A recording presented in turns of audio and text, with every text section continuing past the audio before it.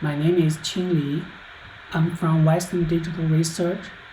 Today I'm going to present my talk on denoising deep Boltzmann machines, compression for deep learning. This is joint work from Shenyang from University of Michigan.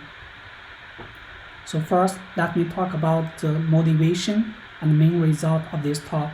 So this talk, I'm focusing on the deep learning model called Deep Boltzmann Machines, or DBM. So DBM has a nice theoretical properties. They are universal approximators. This means we can use DBM to represent any probability distribution within any accuracy. However, in practice, this is not the case. The problem I'm trying to solve is use compression to better train DBM. Okay, so this line is to illustrate the gap between theoretical promise of the DBM and the practical performance of DBM. The left figure is one sample of the training data set LFW. Then I use DBM to learn the underlying distribution of LFW.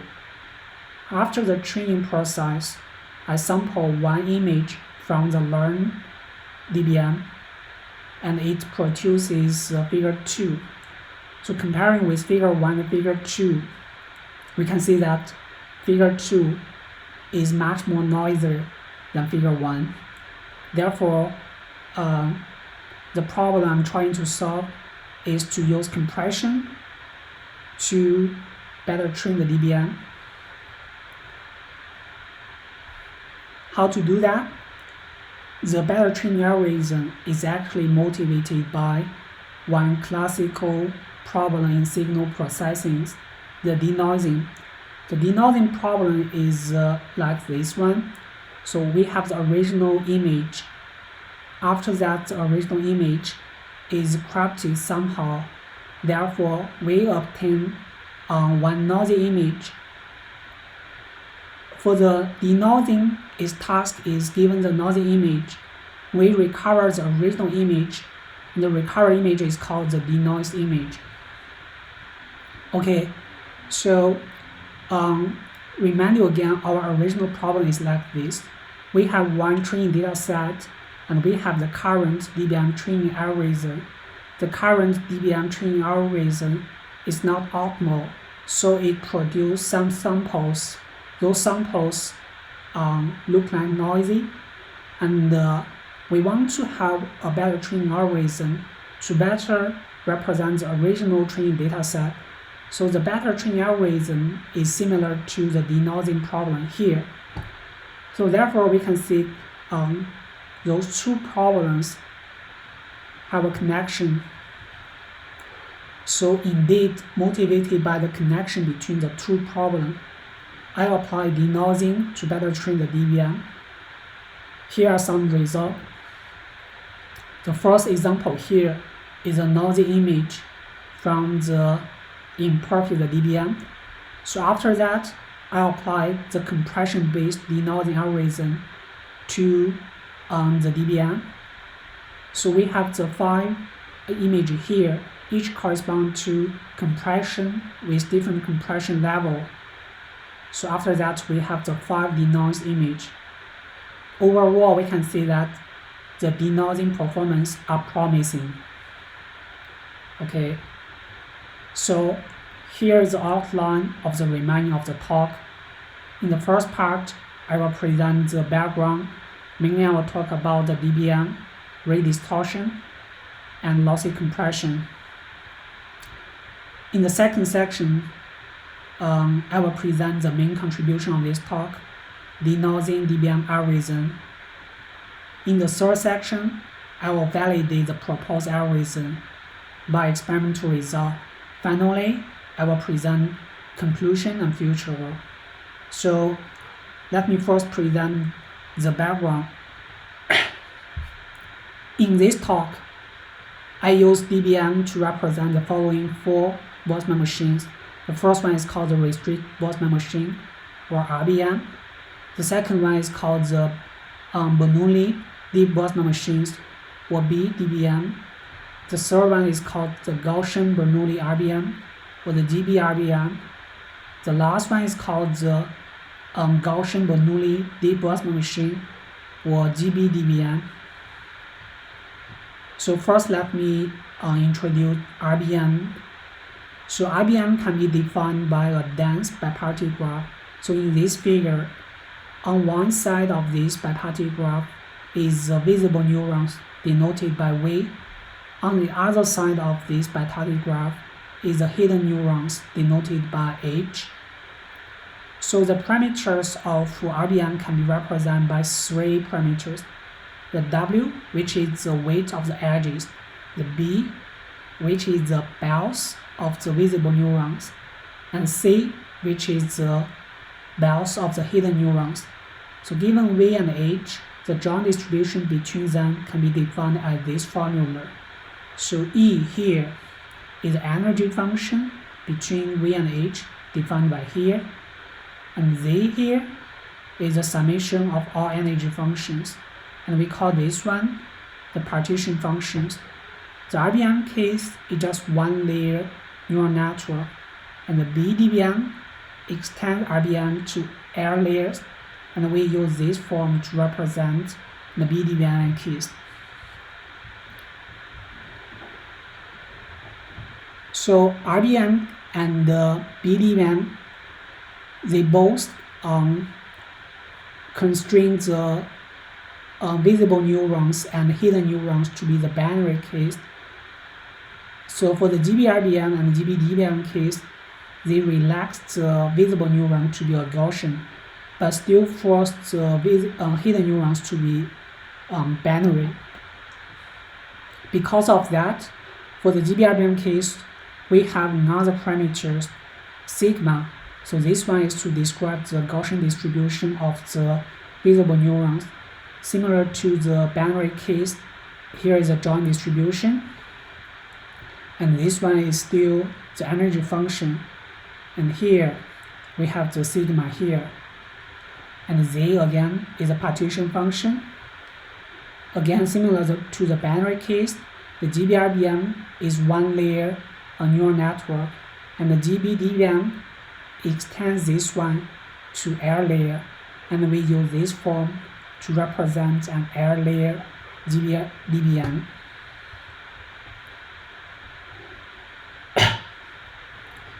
Next, I will talk about lossy compression and redistortion. The lossy compression problem is like this. We have vector x of length n we want to compress. Encoder compress x to m. The value of m is ranging from this data set. Reproducers decompress y from m. There are three terms defined for lossy compression codes. First one is called the rate, which is defined as log 2m divided by n.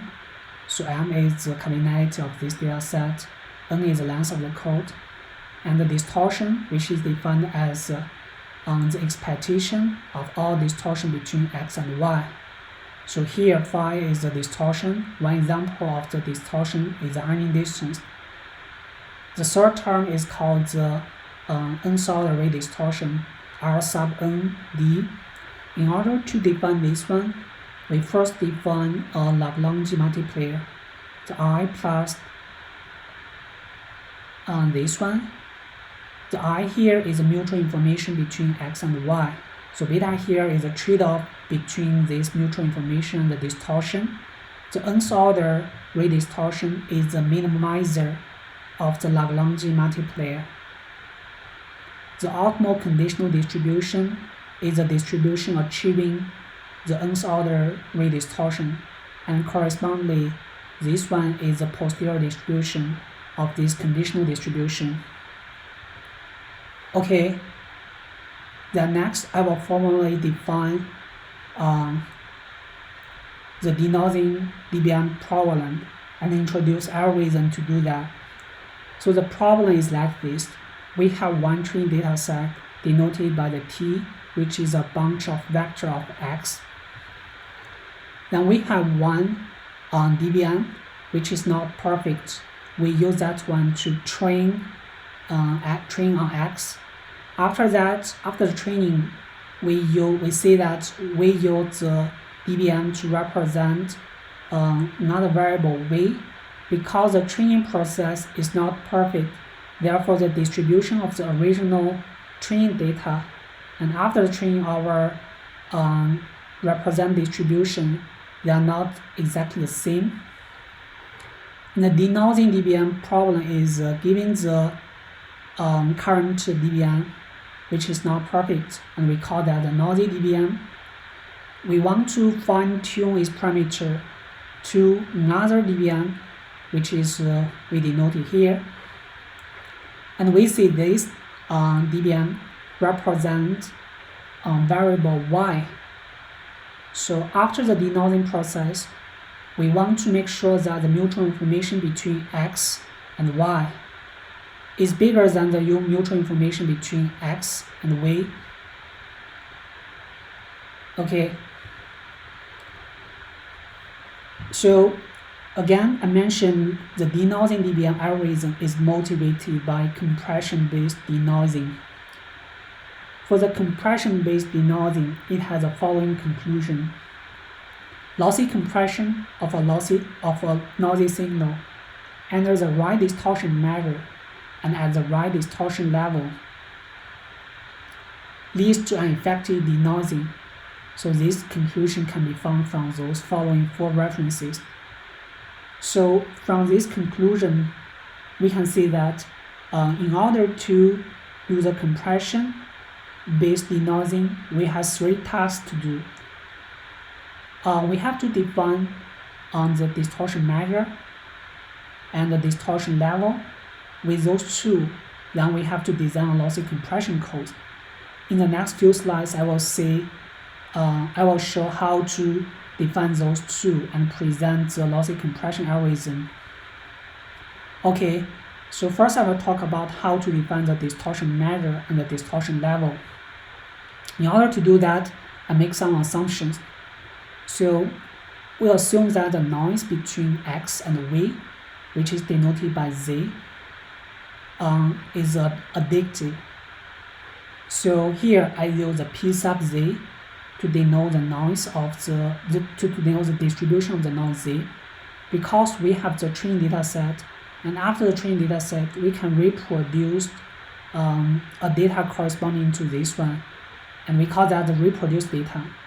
So therefore we know exactly the distribution of the pz, and the distribution is a known variable for us, and the distortion measure between x and y, or y and v, it just like this one. So we take a subtraction and we measure this one against the distribution of the noise distribution and take the log 2. And the distortion level is just the distribution between x and v. So actually this one measures the noise transient. So if we assume that x and v and y are the binary case, in this case z is distributed as Bernoulli distribution. In this case, the distortion level is actually Hamming distance. On the other hand, if we assume that x, v, and y are the Gaussian, so as shown in this case, then the distortion level is actually the square error. Okay, so we have defined the distortion measure and the distortion level.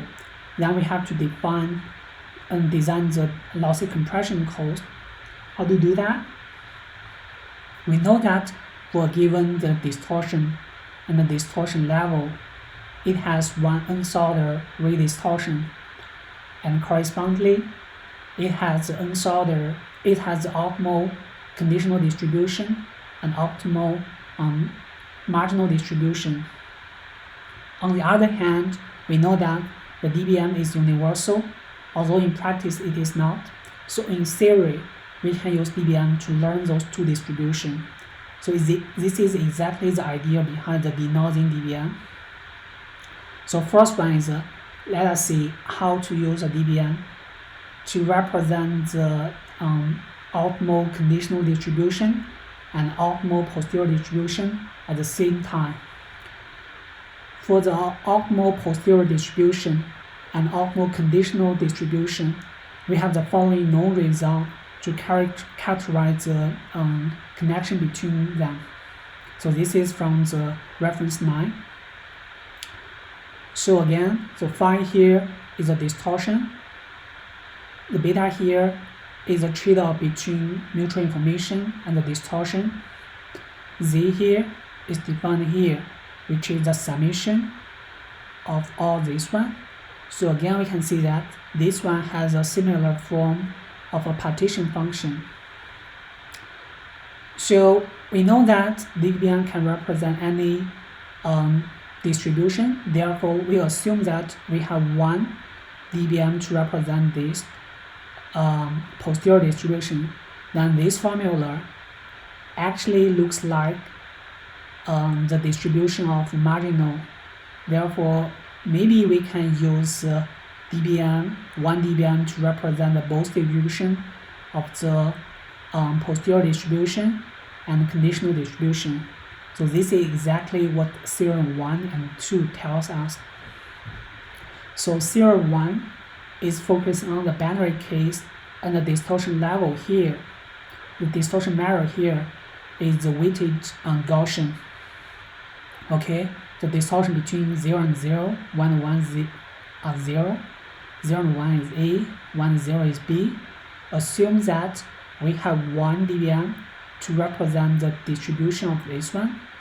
Then we can have another dBm to represent the conditional distribution. So this is another dBm. Then those two dBm, they are connected with each other by the formula set phi. So in that sense, if you know one dBm, we can use this one to represent the distribution of this one. So similar, for theorem 2, it prints out the Gaussian case and the square error distortion. Suppose that we have one dBm to represent the distribution of this one. Now we can have another dBm to represent the distribution of the optimal conditional distribution. Those two dBm, they are connected by the formula set 6. So again, if we know one distribution, if we know one dBm for this one, we can use this one to represent the distribution of the conditional distribution. Now the problem is, how do you know the distribution of this one? So this is exactly the next line is about. So next line is a dBm black hole model algorithm. The purpose is to learn the optimal distribution of the marginal of the marginal. So the algorithm is looked like. First, we randomly initialize the dBm represent y. So after that, for each training data set, we sample y from this optimal conditional distribution. Because we know the optimal conditional distribution and optimal posterior distribution, they are connected with each other by theorem 1 and theorem 2. So this one still can be represented by one dBm. We can sample one from this distribution. So after that, we have a bunch of samples, and then we train the dBm based on these samples. And then we do this loop again until this one converged. After that, this is the optimal distribution for y. Okay, we have defined the distortion measure and the distortion level, and then we use the dBm to look at the optimal distribution.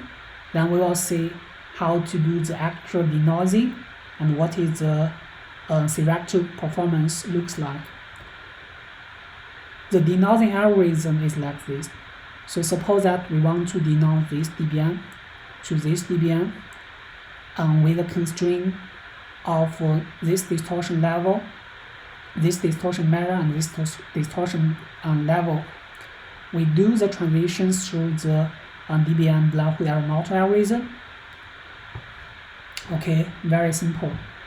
Then theory 3 tells us about its theoretical performance.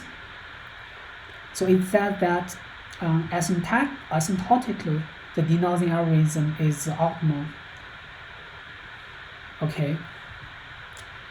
Then finally, I will present 2 examples to validate the proposed algorithm. So this one is from the phase data set. We have the 6 columns here. So this column and this column and this column are 3 samples from the noisy dBm. After that, I apply the denoising dBm. So produce result of this column, and this column. So we can see that it removes some noise embedded in the original samples of noisy dBm. Again, this is the denoising result from the LFW. We already see that. Okay, finally, I will do a conclusion. So in this talk, I present the denoising dBm to better train the dBm. The future work is somehow we want to extend idea presented here to other generative models. Okay, so this is the last lines of my talk. Thank you everyone. I wish everyone get healthy and stay healthy.